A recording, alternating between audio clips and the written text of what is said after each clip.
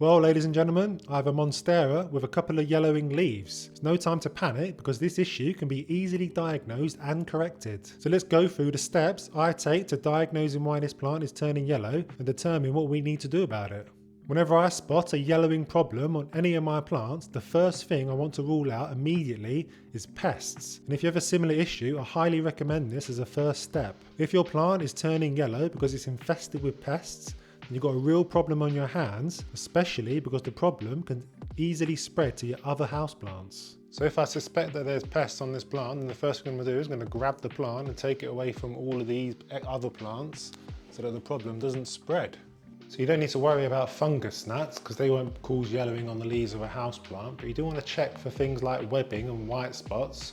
Webbing on the leaves is an indication of spider mites, so you want to grab a phone or a torch or a light and just shine it on the underside of the leaves. See if you can see any fine webbing where the petiole meet the leaves. That tends to be where spider mites hang out.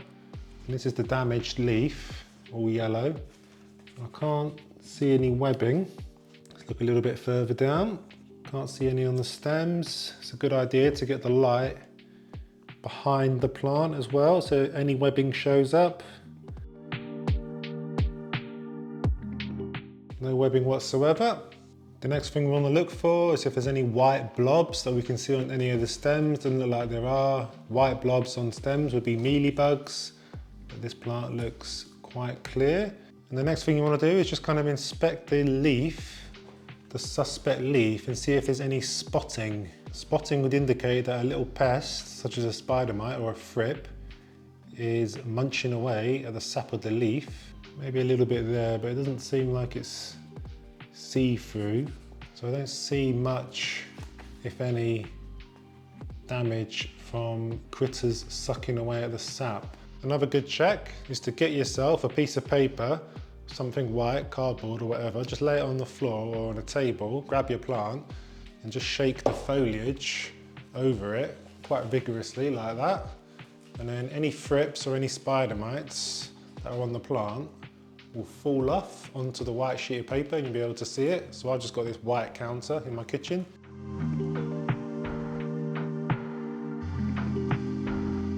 If there's things moving around, then you've got bugs basically.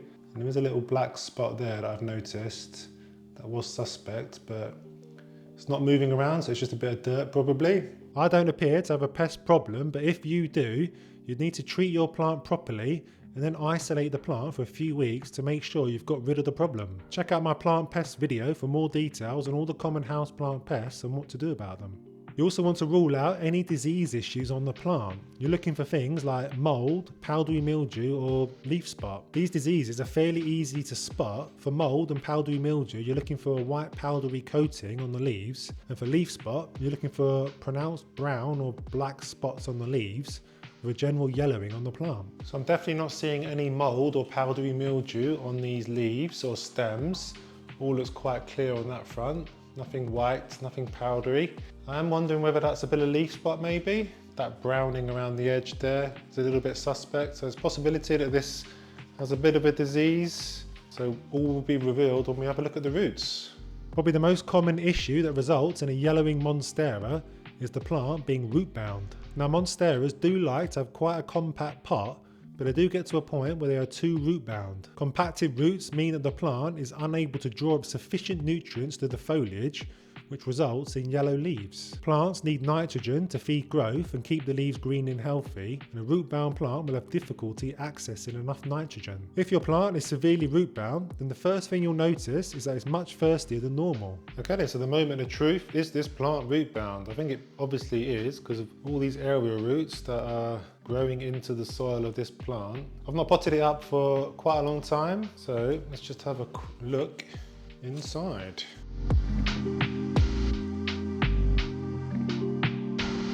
So this is the outer pot. I can't even get the inner pot out. There we go. There's a massive bulge there. I don't know whether you can see it on the camera. So there's loads of roots in here bulging out, so it's clearly root bound. It's got roots coming out of the bottom, which is never a great thing. Look at that root snaking all the way around. So I'm going to trim these roots back. You can do that to plants. They don't mind having a bit of a root pruning. Got a video on the channel all about that. Also, I'm going to cut that aerial root off to make my life a little bit easier. If you're struggling to get a plant out of its pot, then just give it a light press around the edge to loosen it up. And if you're really struggling, then you can always cut the pot out from the plant. Do that as a last resort, because I want to keep the pot really. There we go. Look at that.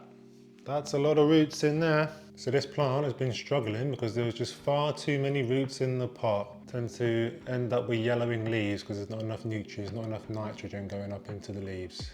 Yellow leaves can also indicate that you're giving the plant too much water and the roots are rotting. Rotting roots become ineffective at drawing up nutrients to the foliage and the leaves will start to turn yellow. The best way to check if you're giving your plant too much water is to first probe the soil with a moisture meter if you have one, and then take the plant out of its pot and inspect the roots. A regular lack of water can also cause yellowing problems for your Monstera, especially if you're neglecting your plant for weeks at a time. These periods of drought will damage the roots in much the same way overwatering will, and affects the ability of the plant to draw up nutrients. So I go around my plants every weekend and probe them to check if they need water. So I'm pretty good at spotting when they need water, but my plant is root bound, so it's probably not getting enough for the amount of roots that are in the pot. Another common cause of yellowing leaves is too much sun. Most houseplants don't like direct sun on the leaves. They tend to scorch, but in my experience, Monsteras can handle some direct sunlight. This will depend on where you live and how strong the sun is though. Don't take your Monstera from a dark position in your home to an intense south-facing position with lots of direct light and not expect some fading on the leaves. It would need to be a much more gradual process. The thing to look out for is a general fading on all the leaves, as well as some yellowing and browning around the edges. So my Monstera sits on this shelving unit on my windowsill on my west-facing living room. So it gets about 4, 5, 6 hours of direct sun every day. So we can turn it around and have a look at the leaves in its position. And as you can see, not all of the leaves are fading, if any at all. It just seems to be these two leaves that it's affecting. The one at the back, that's the severely yellow one. A little bit of browning on the edge in there. Doesn't look particularly faded, I don't think. It just looks like it's yellowing. And that one, a little bit of fading around the edges, but it's more the yellow spotting in the middle. That's the problem. Looking at all the other leaves, like that one for example, looks quite healthy, quite dark, lots of fenestration. This one's got some perforations in the middle, but there's no fading on these 3 leaves. If this plant was getting too much sun, then all of the leaves would be faded. I'm not really seeing that on this plant, so I don't think it's too much sun.